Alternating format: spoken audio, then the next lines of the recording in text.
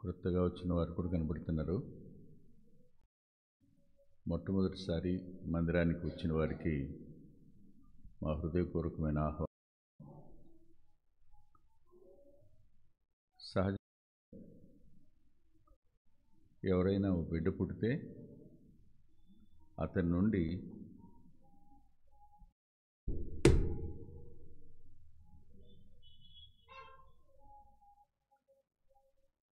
ఆశించడం అనేది ఖచ్చితంగా ఉంటుంది.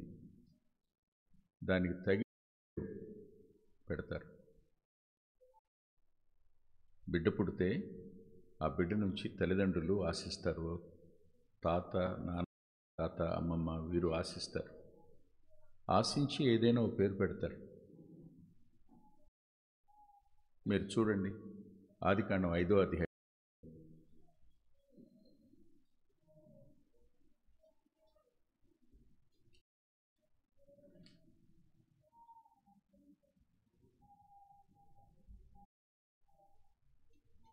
ఆదికాండం 5వ అధ్యాయం 29వ వచనం. భూమిని యెహోవా శపించినందువలన కలిగిన మన చేతుల విషయంలోనూ మన పని విషయంలోనూ ఇతడు మనకు నెమ్మది కలుగు చేయననుకుని నోవహు అని పేరు పెట్టిరి. ఆ బిడ్డ జననం దగ్గర అతనికి పెట్టిన పేరు, ఇతని వల్ల మనకి నెమ్మది వస్తుంది. నెమ్మది. దేవుని శాపం మానవుడు చెమటోడ్చి బ్రతకడం. ఇతని వల్ల నాకు నెమ్మది వస్తుంది అని. అంటే ఇక నేను నాగలి పట్టుకొని దున్నను, నా వెళ్తాడు. నేను పొలం సేద్యం చేయను, తను చేస్తాడు. నాకేమిస్తాడు? విశ్రాంతినిస్తాడు, నెమ్మదినిస్తాడు. ప్రతి బిడ్డ జననం దగ్గర ఓ పేరు పెట్టడానికి వెనుక ఒక కారణం ఉంది. అలాగే 21వ చూడండి, ఆదికాండంలో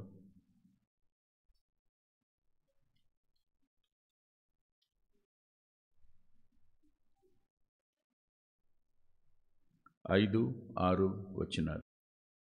అబ్రహాము కుమారుడైన ఇస్సాకు అతనికి పుట్టినప్పుడు అతడు 100 ఏళ్లవాడు. అప్పుడు శారా, దేవుడు నాకు నవ్వు కలుగు చేసెను, వినువారెలా నా విషయమే నవ్వుదురు అనిను.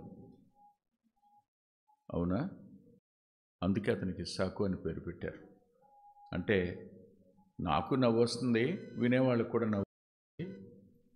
మా దుఃఖం పోయి చిరునవ్వు మా ముఖాల మీదకి వస్తుంది కాబట్టి అతనికి ఇస్సాకు అని పేరు పెట్టారు.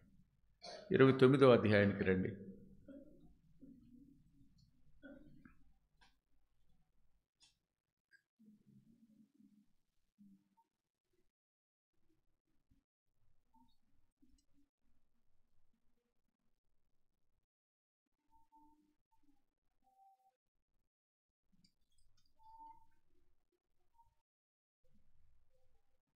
క్షమించిన 35వ అధ్యాయం, 29 కాదు, 35వ అధ్యాయం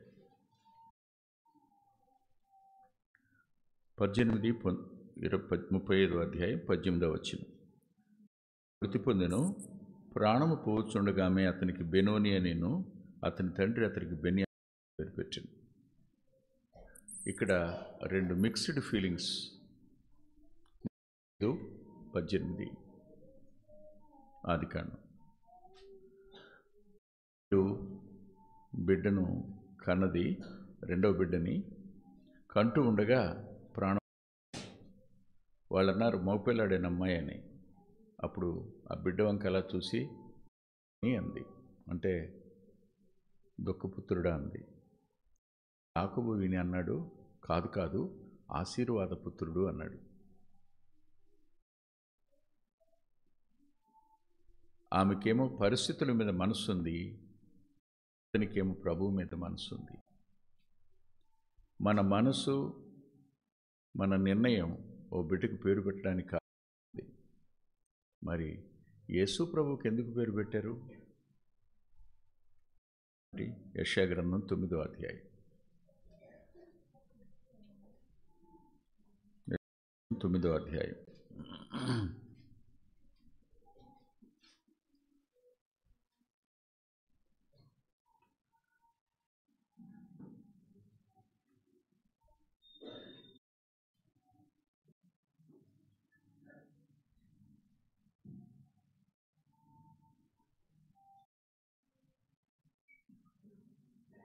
ఇక్కడ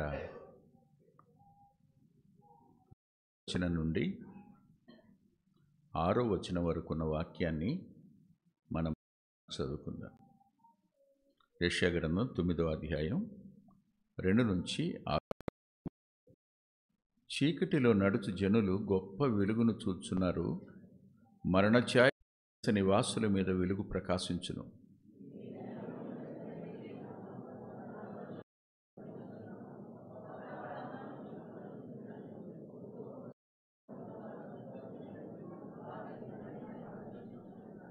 మిద్యాను దినమున జరిగినట్లు వాని బరువు కాడెను విరిచి ఉన్నావు, వాని మెడ మీదను కట్టుకర్రను తోలు వాని కొరడాలను విరిచి ఉన్నావు.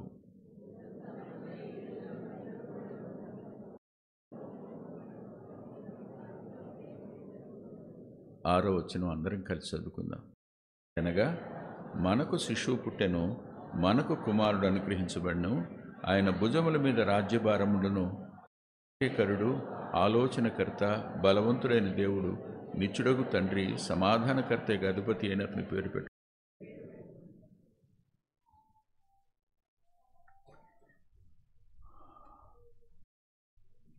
ప్రభువుకు ఈ పేర్లని పెడుతూ ఎలా అన్నాడు. Why this name was given to Jesus means అంటూ ఎలయనగా, వై బికాస్ ఎందుచేతనంటే ఎలయనగా అక్కడ పైన చీకటి, 2వ వచనంలో మరణఛాయ, 3వ వచనంలో ప్రజలు, లోకం, 4వ వచనంలో బరువైన కాడి. మరణ లోక నివాసులు మెడ మీద కాడి. 3 విషయాలు చూపించి 5వ వచనం ఇష్టపటికి ఇలా అన్నాడు. యుద్ధపు సందడి చేయు యోధులందరి జోళ్ళును, రక్తములో పొర్లింపబడిన వస్త్రములను వేయబడి దహించబడును.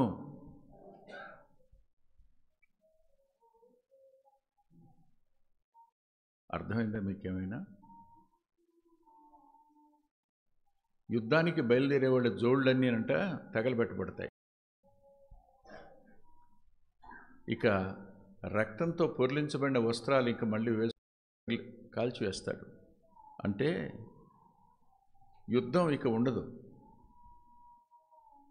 ఆయన ఎందుకు అంటే యుద్ధం చేయడానికి. Jesus was Born for the battle. యుద్ధం కోసం పుట్టినవాడు.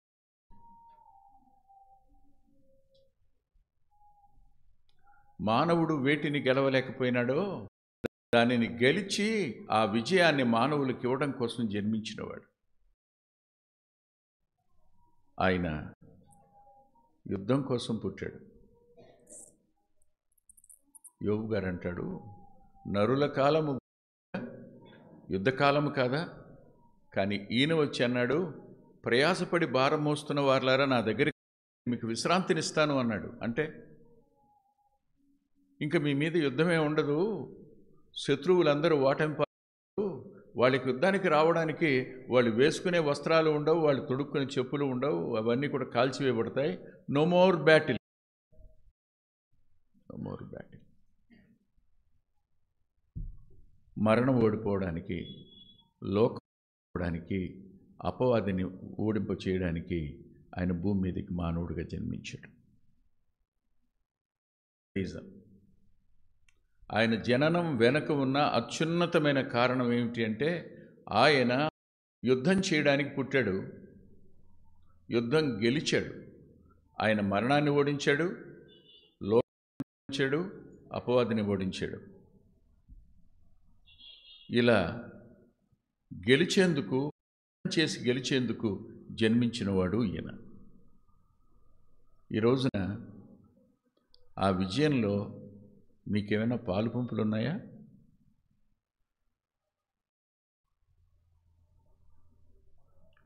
రాజుల కాలం అనుకుందాం. నాకు ఎప్పటి నుంచో ఒక ఆశ ఉంది. అదేమిటంటే, ఉదాహరణ చెప్తున్నాను.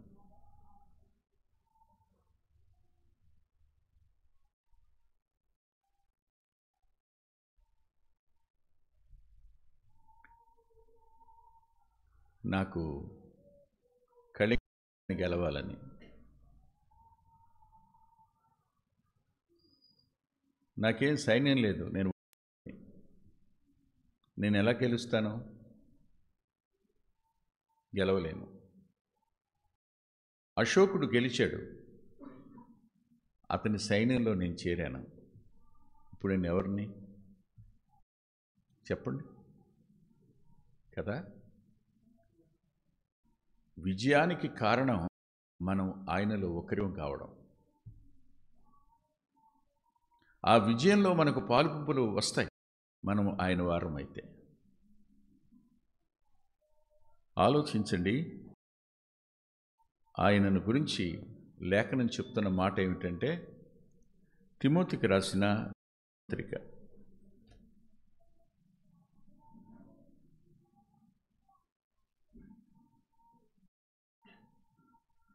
1వ అధ్యాయం చివరి ఆ క్రీస్తు యేసు 9-10 వచనాలు. 1వ అధ్యాయం తిమోతి 2వ పత్రిక 9-10 వచనాల్లో చివరి భాగం. ఆ క్రీస్తు యేసు మరణమును నిరర్ధకము చేసి జీవమును అక్షయతను సువార్త వలన వెలుగులోనికి తెచ్చెను. దీని అర్థం చెప్పునా? He conquered death. మరణాన్ని గెలిచిన. మరణం ఓడిపోయింది.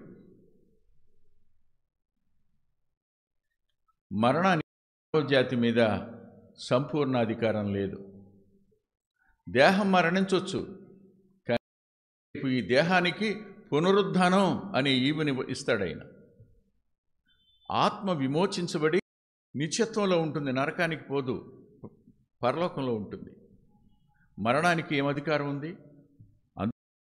హోషియా రాస్తూ ఇలా అన్నాడు, చూడండి. హోషియా గ్రంథం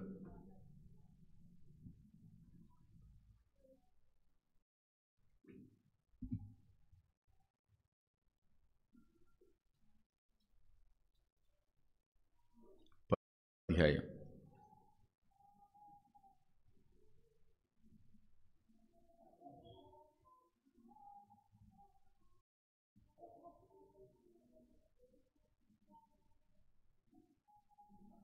13వ అధ్యాయం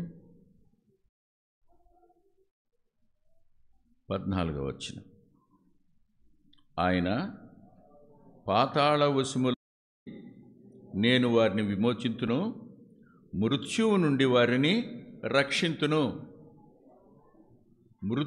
నేను వారిని రక్షింతును. Who is Jesus?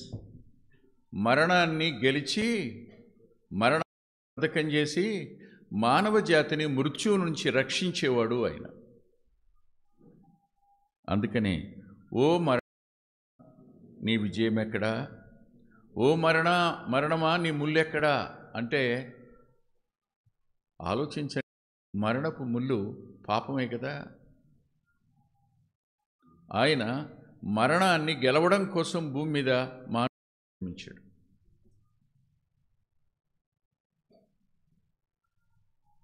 ఆశ్చర్యకరమైన సంగతి ఏమిటంటే, ఆయన ఓ అద్భుతమైన మాట అన్నారు. యోహాను సువార్త 10వ అధ్యాయం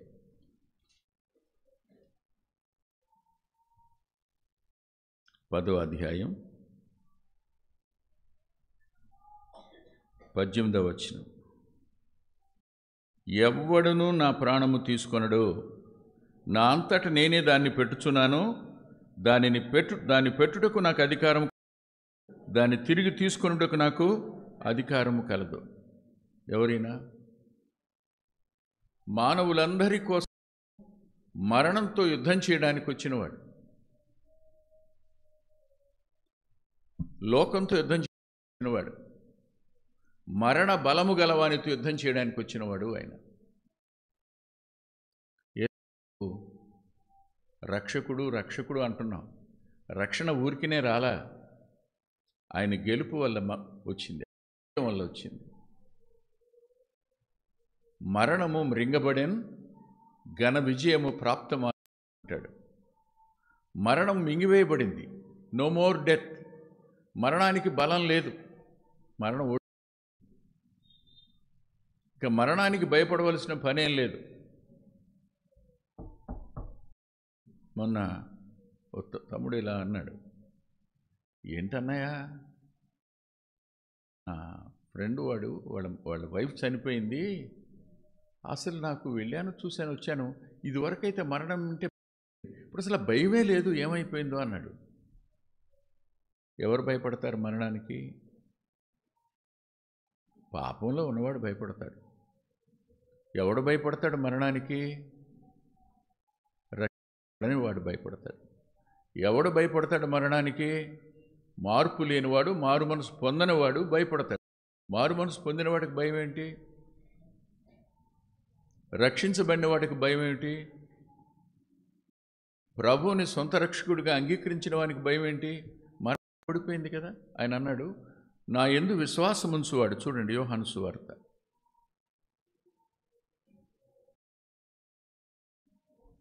5వ అధ్యాయం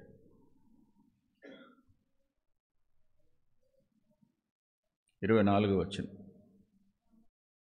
నా మాట విని నన్ను పంపిన వాని యందు విశ్వాసముంచువాడు నిత్య జీవము గలవాడు, వాడు తీర్పులోనికి రాక మరణములో నుండి జీవములోనికి దాటి ఉన్నాడని మీతో నిశ్చయముగా చెప్పుచున్నాను అన్నాడు. విశ్వాసముంచే ప్రతివాడు తీర్పులోనికి రాక మరణంలోంచి జీవంలోనికి దాటి వెళ్ళాడు.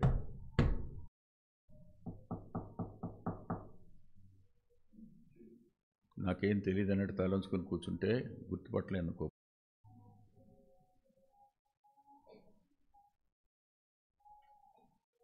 ఇక్కడ తెలివితేటలు చూపకూడదు. Be obedient. ఈ వాక్యం వినడానికి, దిక్కులు చూడడానికి కాదు.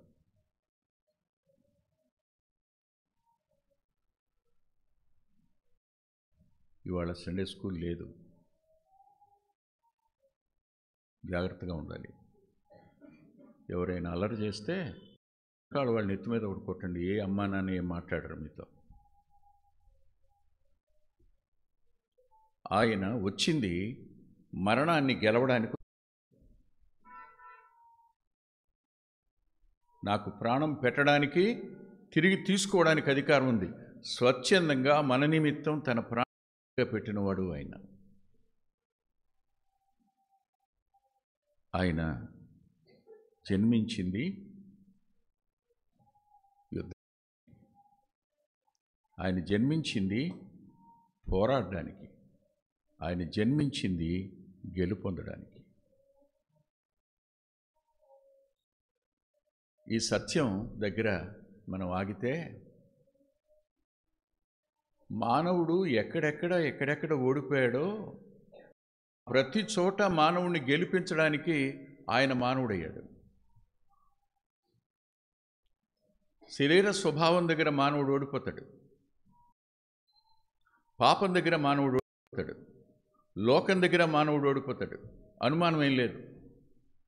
ఇవన్నీ కూడా మానవుడు ఓడిపోయే స్థలాలు. అపవాది దగ్గర అయితే గడగడగడంతే, భయభ్రాంతుడు అవుతాడు. మనల్ని ఆ భయం నుంచి విడిపించి గెలుపునివ్వడానికి ఆయన వచ్చాడు. మొదటిగా చూసాం, ఆయన మరణాన్ని ఓడించాడు. మరణం ఓడిపోయింది. 3వ దినాన తిరిగి లేచాడు అనగానే ఈ మధ్యకాలంలో చిత్రకారులకి భలే చిత్రాలు వేస్తున్నారు. అవి మన ఇళ్లలో కూడా పెట్టుకుంటున్నాం. తెచ్చుకుని సమాధి రాయి తీసి ఆయన అక్కడ సమాధి మీద రాయి మీద చేపెట్టి నిలబడినట్టు. రాయి తీసేదాకా లేడు ఆయన, ఎప్పుడూ లేడు. రాయి తీసిన ఆయన బయటకు రావడానికి కాదు. మరణము ఆయనను బంధించి ఉంచుట అసాధ్యము రాసుంది లేఖనంలో. 16వ కీర్తన, నీ అభిషిక్తుని కుళ్ళుబట్టనీయవు రాసుంది లేఖనంలో. అందుకనే మనం సమాధి తొలగించే అనగానే సమాధి ముందు నిలబడింది ఆయన కావాలని తెలియని వాళ్ళందరూ నవ్వుతున్నారా? అది మాత్రం వాళ్ళని అంటాం విగ్రహారాధికులని, మనం కాదే. మన ఇళ్ళ నిండా ఫోటోలే. అలా ఉంటాడా ప్రభు ఏంటి? మరి ఆయనకి దండం పెట్టడం ఏంటి మీరు? ఆ ఫోటోకు దండం పెట్టడం ఏంటి మీరు? తప్పని మీకు తెలుసా? ఆ రాయి దొర్లించబడింది అని అంటే నువ్వు నేను వెళ్ళి ఆయన లేవడం కోసం, అంతేగాని ఆయన లేవడానికి ఆ రాయి ఏం అడ్డం కాదు. ఆయనకి పునరుద్ధాన దేహానికి గోడ అడ్డం కాదు, కొండ కాదు.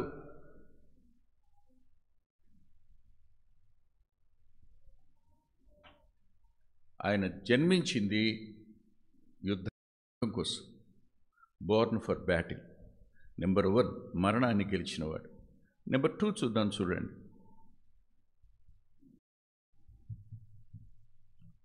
యోహాను సువార్త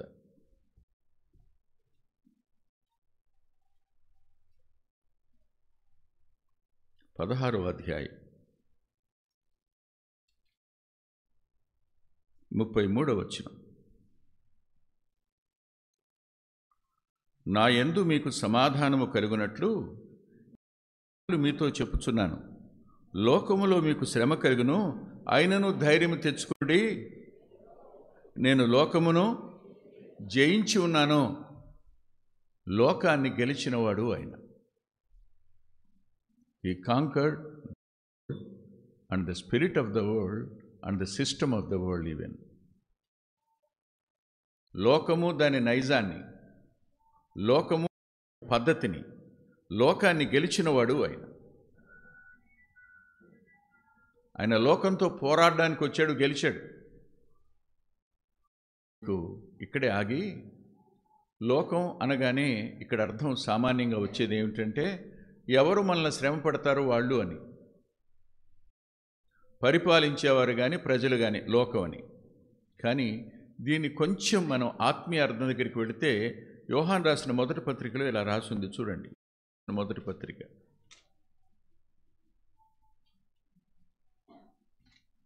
2వ అధ్యాయం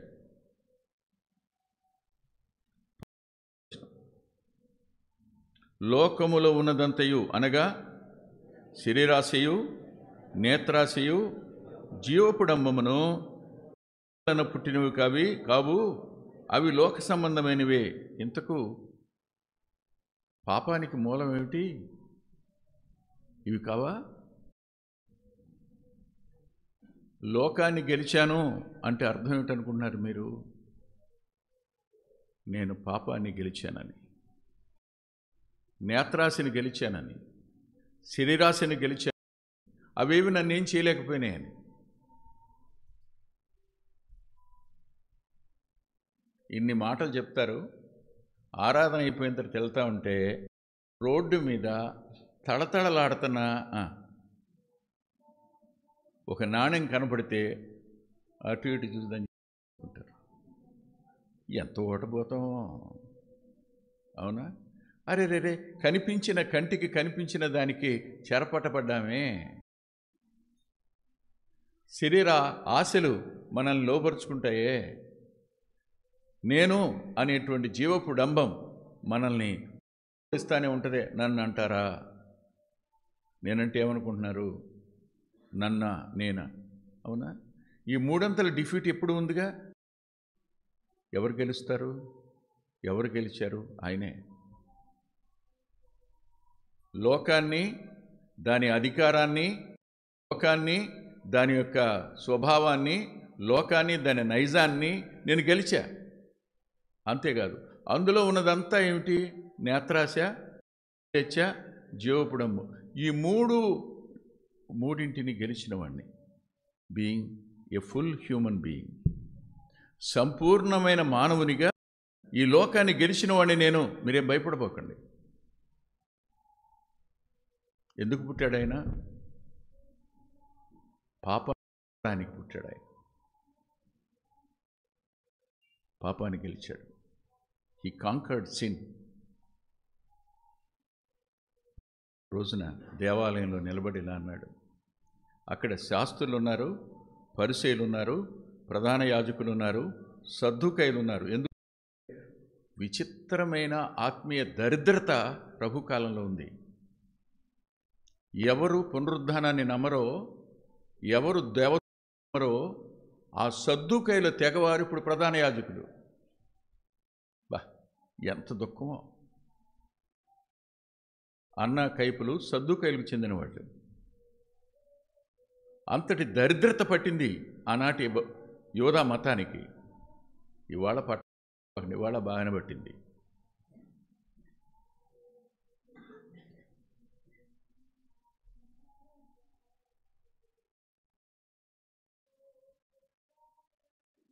ఈ లోకంలో ఇద్దరే పరిపాలకులు. ప్రభు అన్నారు, నాకును సిరికిని మీరు దాసులు.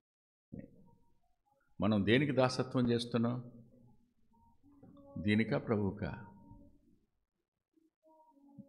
ఊరికి అడుగుతాను చెప్పి. మనసు నిండా ఉండేదేంటి? దేని గురించిన ఆలోచన? ప్రతిసారి ఏ ఫంక్షన్ వచ్చినా, ఇంటికి ఎవరు వచ్చినా మనసంతా దేని మీద ఉంటుంది? డబ్బు డబ్బు డబ్బు డబ్బు. ప్రభు ఉన్నాడు, ఆయన చూసుకుంటాడు అన్నాడు అనే ఆలోచన ఎక్కడ? గెలిచేది ఎవరు? నువ్వా డబ్బా? సిరి. ఈ లోకాన్ని ఈ రోజున పరిపాలన అంతా ఏమిటి? లోక జ్ఞానులు, చాలా తెలివిగల వాళ్ళు ఒక మాట అంటారు. అదేమిటంటే, ధనం మూలం, అది సంగతి. ఈ లోకం అంతటికి మూలం ఏమిటి? విచిత్రం. దాన్ని గెలిచి, నాకు తెలిసి ఆయన జేబులో ఎప్పుడూ ఒక నాణ్యం కూడా ఉండుండదు. పేదరికంలోనే పుట్టాడు, పేదరికంలోనే పెరిగాడు. కానీ సిరి చేత ఎప్పుడు ఆయన ఓడిపోలే. ఏ పాటిదే? బుద్ధి జ్ఞానముల సర్వసంపదలు ఆయన ఎందుకు గుప్తమై ఉంటే, ఆయన ధనం చేత, ధనం యొక్క ఆ స్పృహ చేత, ధనం యొక్క ప్రేరణ చేత ఎక్కడ పడతాడు ఆయన? ఆయన్ని చిక్కించుకోవాలని వచ్చిన వాళ్ళు అడిగారు, మేము కైసరికి పని ఇవ్వడం న్యాయమేనా అని. ఆయన అన్నాడు, మీ దగ్గర ఏమన్నా నాణ్యం ఉందా అని. ఆయన దగ్గర లేదనమాట. పేతురు, మరి నేను వెళ్ళాను అక్కడ టోల్గేట్ దగ్గరికి, వాళ్ళు అడిగారు, మీ బోధకుడు అరశికేలు పన్ను కట్టడా అన్నారు. ఎందుకు కట్టడా అన్నాను. ఏం చేయమంటావయ్యా అన్నాడు. నీ దగ్గర లేవు, నా దగ్గర లేవు, ఉండేదేమో యోధా దగ్గర కదా. వెళ్ళి గాలమై మొదటి చేప పడదు, రెండో చేప పట్టబడవా? మొదటి చేప నోట్లో ఒక నాణ్యం ఉంటుంది, అది షెకెలు. నీ కొరకు ఒక అరశికేలు, నాకు ఒక అరశికేలు కట్టు అన్నాడు. అంటే తన దగ్గర లేదు. నీతిమంతుడు విశ్వాసం మూలంగా బ్రతుకుతాడన్నవాడు, విశ్వాసమునకు కర్త అయినవాడు ఎలా బ్రతికాడు? ఈ కాంకర్డ్ మ్యామన్. సిరి అనే పదానికి చెప్పున ధన పిశాచి అని అర్థం.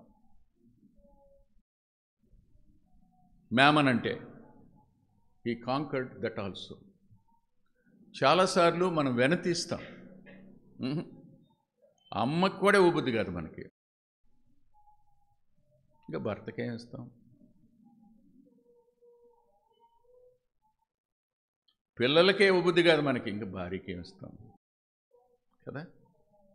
మనం అందరం దేని చేత గెలవబడ్డాం? By the mammon. But lord conquered it. ఏం చేయలేవు. నేను ఆయన జీవితాన్ని అలా చూస్తే పుట్టింది ఎక్కడో అడ్రస్ లేదు. ఆకులు అయ్యుండొచ్చు అంటారు కానీ సత్రములో స్థలము లేనందున అని ఉంటుంది. కానీ సత్రములో స్థలము లేదు, పశువుల తొట్టిలో పెట్టబడ్డాడని ఉంటుంది. ఎక్కడ పుట్టాడో రాయిలా. నువ్వెక్కడ పుట్టావో మీ అమ్మ నాన్న నీకు చెప్పారు, మా అమ్మ నాకు చెప్పారు. కానీ ఆయన ఎక్కడ పుట్టాడో unknown to the humanity, known to their mother and legal father.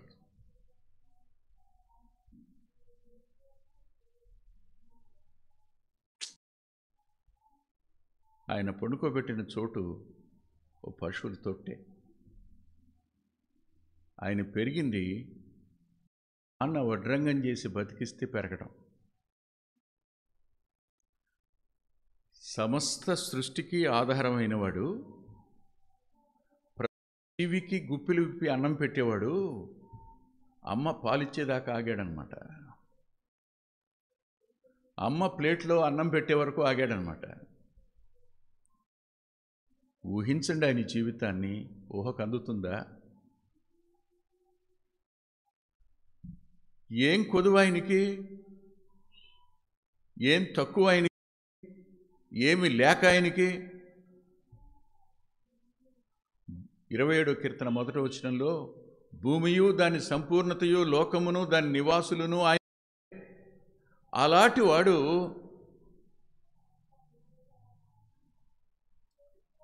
he born as a చెప్పండి అన్న, బాధ అనిపిస్తుంది. యాజ్ ఎ పాపర్, దరిద్రుడుగా పుట్టాడు. కొంచెం డబ్బు కూడా లేనటువంటి, పుట్టే బిడ్డ కోసం ఒక వస్త్రం కూడా లేనటువంటి ఇంట్లో పుట్టాడు. ప్రయాణించడానికి ఆయనకు గాడిద ఉందా? ఒక పడవ ఉందా? తలవాల్చుకోవడానికి చోటు ఉందా?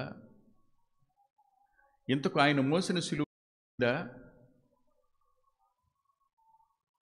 ఆయన పెట్టిన సమాధి అయినా అయిందా? అంతా అయిందే, కానీ ఏమీ లేదు. ఎందుకు? To conquer. ఆయన జన్మించింది గెలవడానికి, గెలిచాడు. అన్నీ ఓడిపోయినాయి. గెలుపులో నీకు నాకు చోటు ఇవ్వాలని, నీకు నాకు జయములో భాగం ఇవ్వాలని, విజయంలో భాగం ఇవ్వాలని. మనమైతే ఆయన మా దేవుడు అంటున్నాం, కానీ ఆయన మనకు పాలు పంపులు లేవు, ఆయన జయంలో మనకు పాలు పంపులు లేవు. We are worshipping Jesus in a nominal way. That is spiritual. That is not even truthful. సత్య సంబంధం కాదు, ఆత్మ సంబంధంగా కూడా కాదు. మనకందులో పాలు పంపులుంటే తప్పనిసరిగా మన ఆరాధన సత్సంబంధంగాను ఆత్మ సంబంధంగాను ఉండేది. ఆయన జన్మించింది యుద్ధం చేయడానికి, ఆ జోళ్ళు వస్త్రాలు తగలబెట్టేయడానికి. No more battle. యుద్ధం లేదు.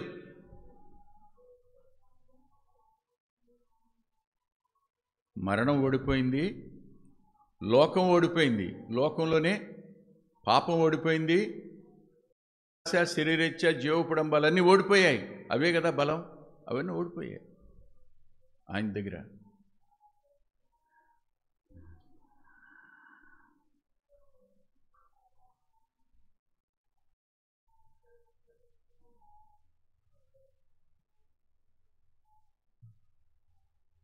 నేను కొత్త నిబంధనలో పరిచయం లేని ఒక వచనాన్ని చూపిస్తాను. మనం మామూలుగా చదువుకుంటూ వెళ్ళిపోతాం, కానీ that words was not familiar to all believers even. విశ్వాసులందరికీ అదంత సుపరిచితమైన వాక్యం కాదు. చూడండి ఒకసారి మత్తయి సువార్త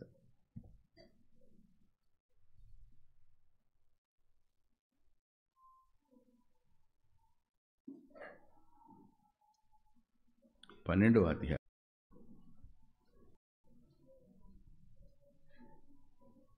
20వ వచనం.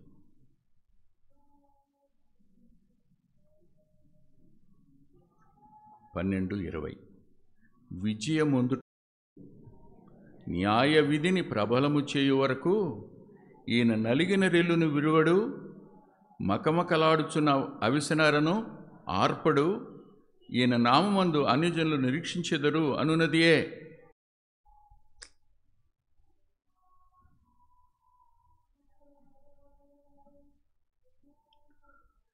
పంతొమ్మిదవ వచనం కూడా చదవండి.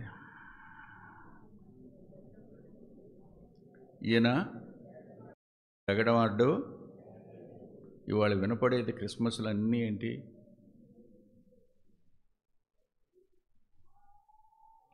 ఏంటంటే క్యారల్స్లో మా వాడిని పెట్టుకోలేదు అసలు. మీరు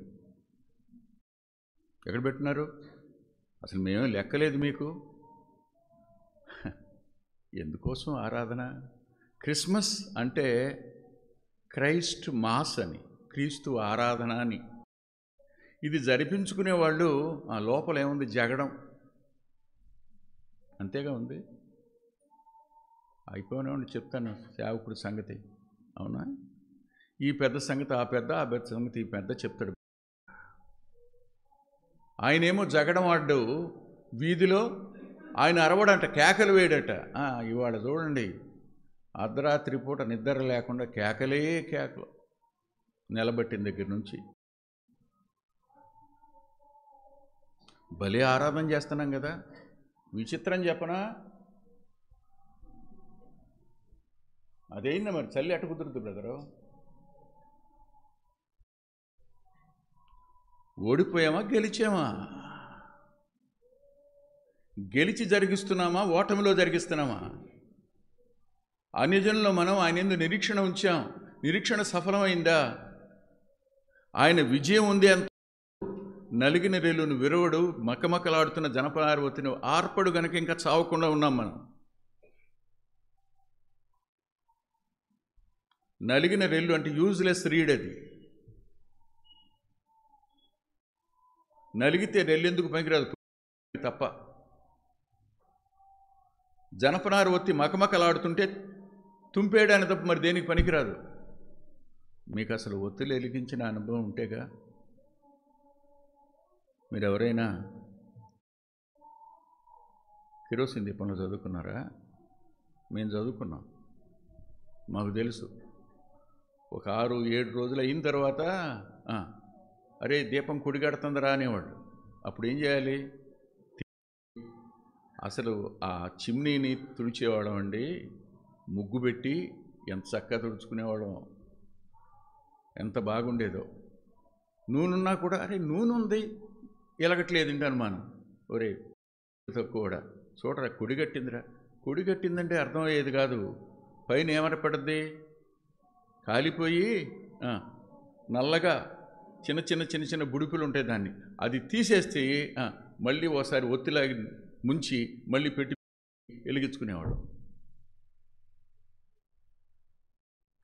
నలిగిన రెల్లు నామినల్ క్రిస్టియన్ గుర్తుగా ఉంటే, మకమకలాడు జనపనార ఒత్తి ఒకప్పుడు వెలిగి ఇప్పుడు ఆరిపోయే స్థితిలోనికి వెనకడుగు వేసిన విశ్వాసి గుర్తుగా అనిపిస్తుంటుంది నాకెందుకో.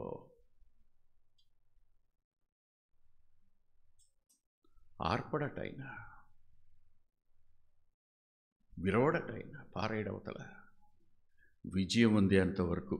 అందుకనే ఈ సంవత్సరం కూడా మరలా బతికున్నావు నువ్వు నేను.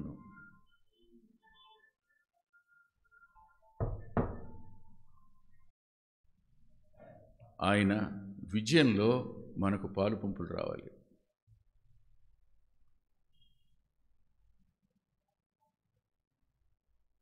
అయ్యా కొంచెం ఆ ఫోన్ తీసుకుని స్విచ్ ఆఫ్ చేయండి సార్. ఫోన్ కొంటే పిల్లలకి తెలుసు, దాపటం అటు మనకు తెలియదు కదా. విచిత్రం చెప్పనా, 3 సంవత్సరాల పిల్లలకి ఫోన్లు అన్నీ తెలుసు. 68 వచ్చిన మాకు తెలియదు. ఇది ఏం చేయాలి, ఇది ఎలా చేయాలంటే అది కూడా తెలియదా మీకు అని అడుగుతారండి. We are, unknown they are well. Known scriptures మాత్రం వాళ్ళకి అన్నోన్. గొప్పోడు. లోకం బాగా పరిచయం, సుపరిచితం, కానీ లేఖనం మాత్రం అపరిచితం. ఇంకెక్కడికి గెలుపు? వాక్య బీజమే మొలవకపోయినప్పుడు గెలిచామనే ఆలోచన ఎక్కడా? No more victory, no more share in the victory of Jesus. Even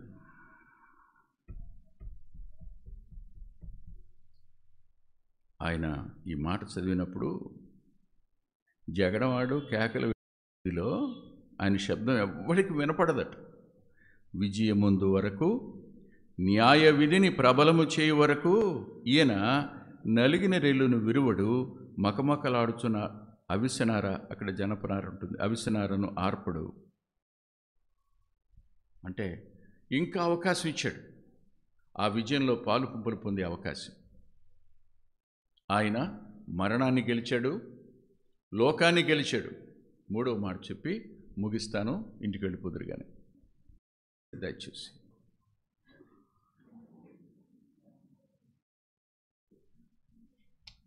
Hebrew పత్రిక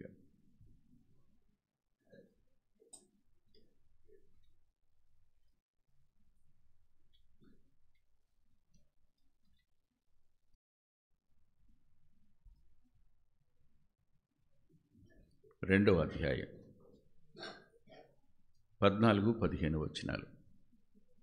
కాబట్టి ఆ పిల్లలు రక్త మాంసములు గర్వారైనందున ఆ ప్రకారమే మరణము యొక్క బలము గలవానిని, అపవాదిని మరణము ద్వారా నశింపచేయుటకు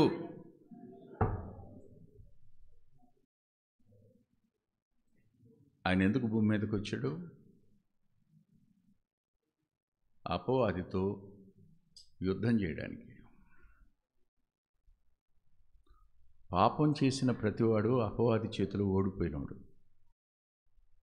అబద్ధం ఆడే ప్రతివాడు అపవాది చేతిలో ఓడిపోయినవాడు.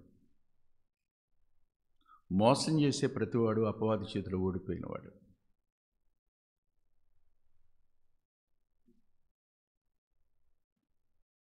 వాడి ప్రేరణకు లోనై ఆశించిన ప్రతివాడు ఓటమి పాలైన వాడే గెలుపొందినవాడు అనడానికి వీల్లేదు. కానీ ఆయన తన మరణం ద్వారా మరణ బలం గలవాడిని నశింప చేయడానికి మీద కూర్చాడు. This was the battle. వాడి వల్ల పాపం, వాడి వల్ల మరణం, వాడిని నశింపచేస్తే, వాడి తలనే చితకొడితే, ఆదికాండం 3వ అధ్యాయం 15వ వచనం, శపించబడిన తరువాత వారితో అంటాడు, నీకును స్త్రీకిని, నీ సంతానానికి స్త్రీ సంతానానికి వైరం కలుగు చేస్తాను. నువ్వు అతని మడిం మీద కొడతావు, అతడు నీ తల చిత. ఆయన భూమి మీదకి ఎందుకు వస్తాడు? అప్పుడు అన్నాడు, అప్పటి వరకు తన భార్యకి పేరు పెట్టలా. ఆదాముకు పేరు దేవుడు పెడితే అవ్వకి పేరు ఆదాం పెట్టాడు, అవ్వ అని. జీవము గల ప్రతివానికి తల్లి అంటే జీవాదిలోంచి పుడతాడని, అందుకు పుట్టాడు ఆయన.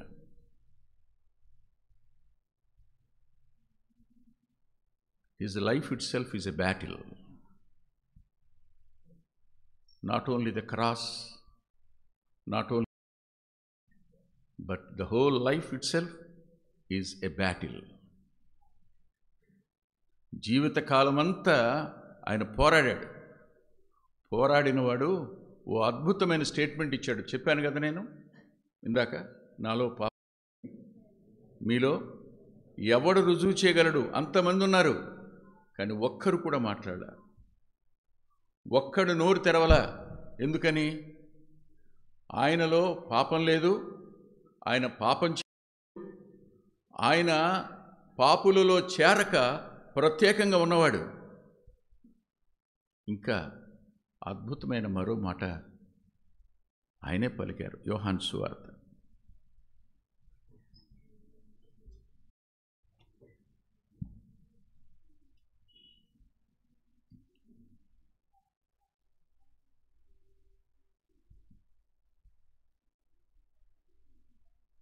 14వ అధ్యాయం 30వ వచనం.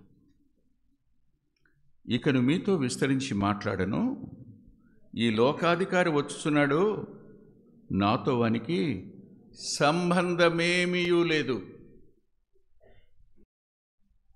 ఈ మాట చెప్పగలిగిన వ్యక్తి ఎవడైనా భూమి మీద ఉన్నాడేమో చెప్పండి. Except my lord Jesus Christ, except my saviour,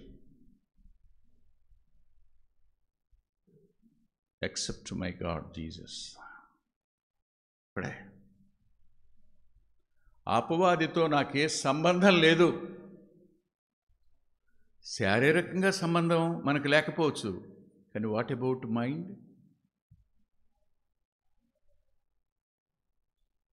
మానసిక ఆలోచనలు మాత్రం గెలవబడలేదా మనవి? వాడు మానసిక ఆలోచనల దగ్గర ఓడిపోయాం, కానీ he never defeated even in a single thought. అందుకు ఈ మాట అన్నాడు, వానితో నాకే సంబంధం లేదు.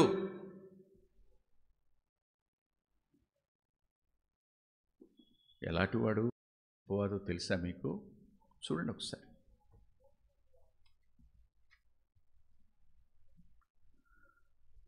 యూదా పత్రిక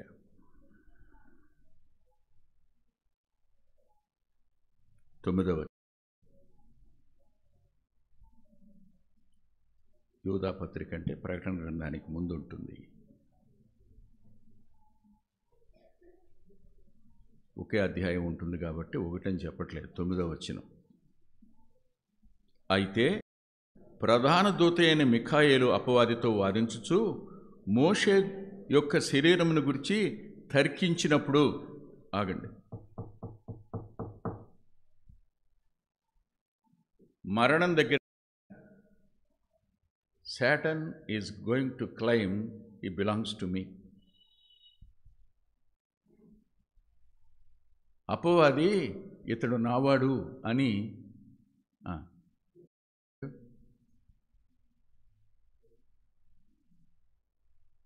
ఆరాధన అంతా అయిపోద్ది. ఈలోకి ఎవరు అంటారు, ఏమండి నా మోటార్ సైకిల్ తాళాలు కనపట్లేదు, పోయినాయండి అని, లేదా నా పర్సు పోయిందండి అని. పర్సు మనకు ఇచ్చారు, మనం ఏమంటాం? ఇది నీది అనడానికి రుజువు ఏంటంటాం? ఏమంటారు మీరు? అందులో మా భార్య ఫోటో ఉంటుందండి, లేకపోతే నా కొడుకు ఫోటో ఉంటుందండి, లేకపోతే మరి పాత 500 రూపాయల నోటు నేను దాచుకున్నానండి, అది ఉందండి. అవునా? ఏదో పాతది ఉంటుంది, లేకుండా ఉండదు, ఐడెంటిఫికేషన్ కోసం కదా. ఈ లోకానికి సంబంధించిన ఏ identification nobody can find out in the life of Jesus. That is he. అది ఆయన. నాతో వానికి ఏ సంబంధం లేదు అంటే జీవిత కాలంలో ఆయనతో పోరాడుతూనే ఉన్నాడు.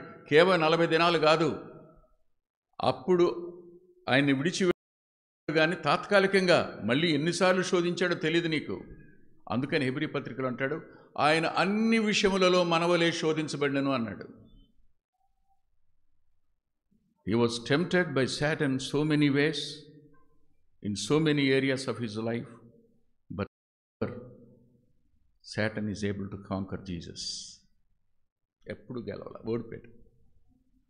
అందుకే అన్నాడు, అపవాదితో నాకే సంబంధం లేదని. తలంచుకు నిలబడి ఉంటాడు అంతే. వాడు వచ్చాడు, యోధాని వెంట పెట్టుకుని వచ్చాడు, యోధాతో ముద్దు పెట్టి చప్పగిస్తాడు. ఉన్నాడు, వాడు వస్తున్నాడు, ఇది అపవాద సంబంధమైన గడియ, అయినా వానితో నాకే సంబంధం లేదన్నాడు. అంటే అర్థం చెప్పండి. నా జీవిత కాలంలో అపవాది యొక్క ఆశకు కానీ, కోరికకు కానీ, స్వయానికి కానీ నేను ఎప్పుడు ఇవ్వాల. అందుకనే ఎప్పుడు మాట్లాడినా నా తండ్రి ని మహింపరచడానికి వచ్చాను, నా తండ్రి నాకంటే గొప్పవాడు. ఈ మాటలన్నీ పలకడానికి ఏంటో కారణం తెలుసా? టు కాంకర్ ద జీవపుడంబాన్ని గెలవడానికి పలికిన మాటలు అవన్నీ. ఆయన దైవత్వాన్ని తక్కువ చేయడానికి మీరు వాడుకోవడానికి కాదది.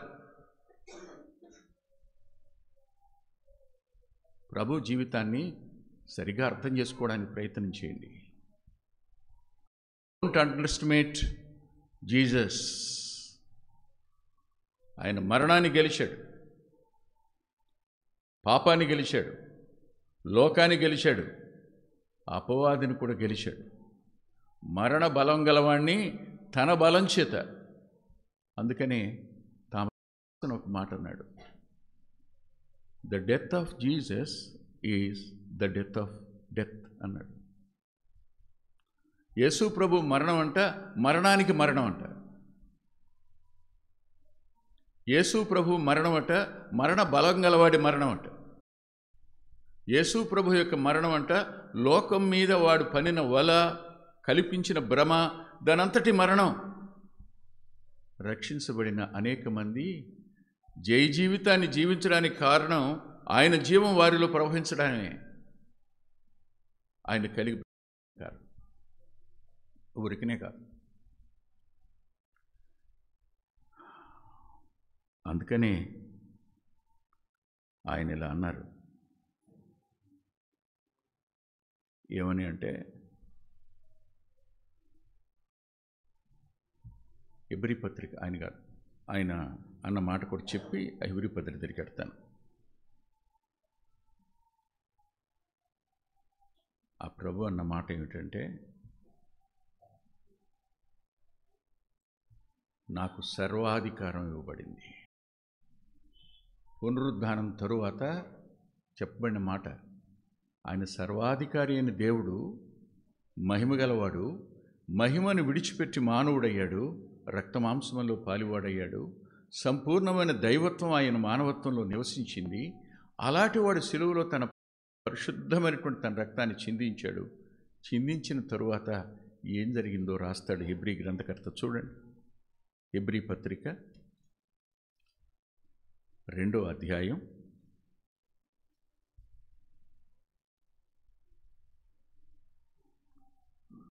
9వ వచనం చూడండి. దేవుని కృప వలన ఆయన ప్రతి మనుషుని కొరకు మరణము అనుభవించినట్లు దేవదూతల కంటే కొంచెము తక్కువ వాడిగా చేయబడిన యేసు మరణము పొందినందున మహిమతో కిరీటము ధరించిన వానిగా. కిరీటం ధరించేది ఎవరు? గెలిచినవాడు.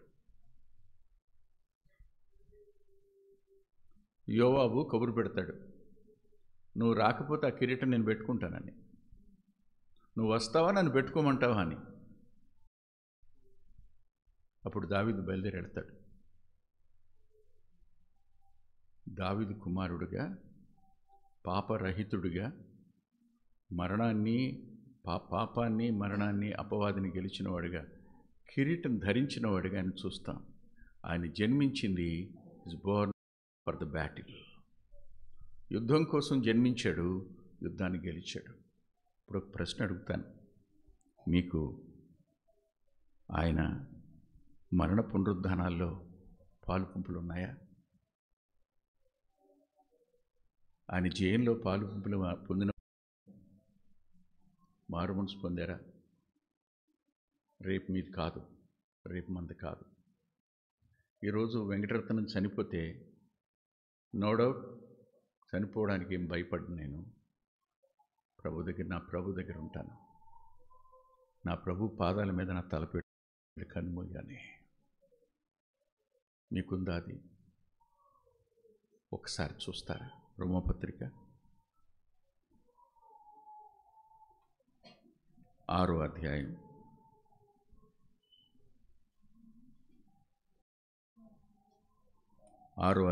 5వ వచనం.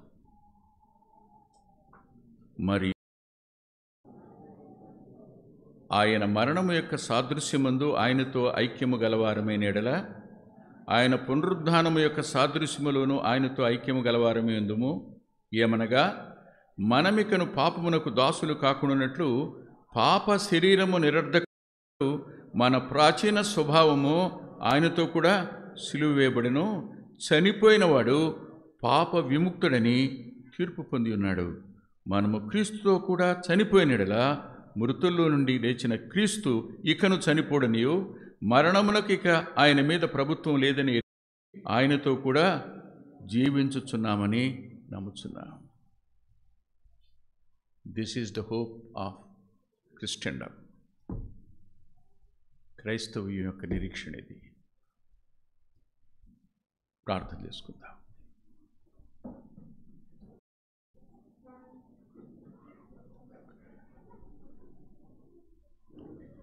ప్రేమగల మా ప్రియ తండ్రి, పరిశుద్ధుడైన గొప్ప దేవ, కొద్ది మాటలు చెప్పడానికి కృపనిచ్చారు. విన్న మా ప్రియుల అంతరంగాలన్నీ మిమ్మల్ని బట్టి మేలొందడానికి సాయం చేయమని, బలపరచమని యేసుక్రీస్తు ప్రభు వారి పేరట ప్రార్థిస్తున్నాం తండ్రి. ఆమేన్.